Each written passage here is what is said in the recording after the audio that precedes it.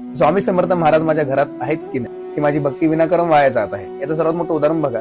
मित्रांनो, तुमच्या घरामध्ये दररोज काही ना काही नवीन नवीन काहीतरी चालत असणार आहे, अडचणी येत असणार आहेत, तुमचं टेन्शन वाढत असणार आहे. मित्रांनो, एक लक्षात ठेवा, चोळप्पा महाराजांच्या घरी स्वामी समर्थ महाराज न बोलवता आलेले होते आणि स्वामी समर्थ महाराज त्यांच्या घरामध्ये दररोज नवनवीन काहीतरी करायचे.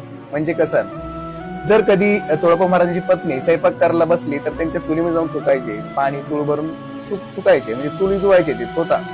आणि कधी घरात झोपलेले लोक असतील तर त्याचं एकदम अचानक मोठ्याने ओरडायचे, ते दचकून उठायचे.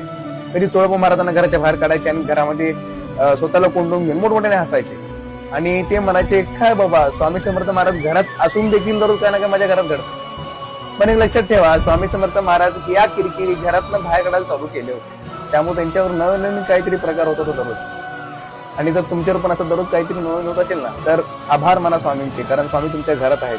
श्री स्वामी समर्थ, जय जय स्वामी समर्थ. सत्य उदाहरण आहे हे.